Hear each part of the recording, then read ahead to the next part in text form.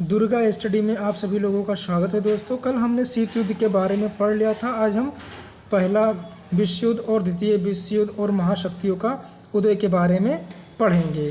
तो दोस्तों, पहला विश्व युद्ध 1914 से 1918 तक चला। कहाँ तक चला दोस्तों? पहला विश्व युद्ध 1914 से 1918 तक चला। द्वितीय विश्व युद्ध अब प्रारंभ होता है। पहला विश्व युद्ध खत्म हो जाने के बाद में द्वितीय विश्व युद्ध प्रारंभ हो जाता है हमारा, जो 1939 से 1945 ईस्वी तक चलता है।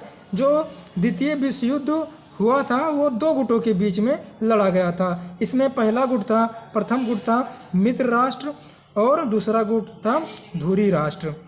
तो दोस्तों, मित्र राष्ट्र में अमेरिका हुआ करता था, ब्रिटेन हुआ करता था, फ्रांस हुआ करता था, सोवियत संघ हुआ करता था। और धुरी राष्ट्र में जर्मनी था, जापान था, इटली था। ये तीन देश धुरी राष्ट्र में हुआ करते थे।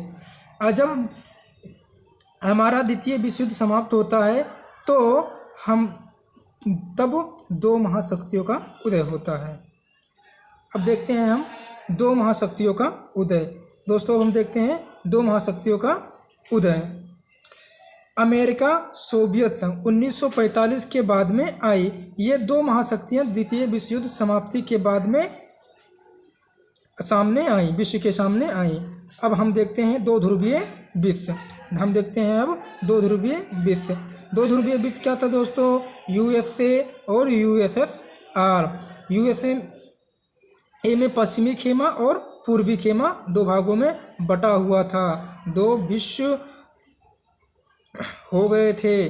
अब इसमें एक है यूरोप। यूरोप में एक देश है जिसका नाम है जर्मनी। जर्मनी में एक दीवार थी, बर्लिन की दीवार जिसे कहते हैं, बर्लिन की दीवार।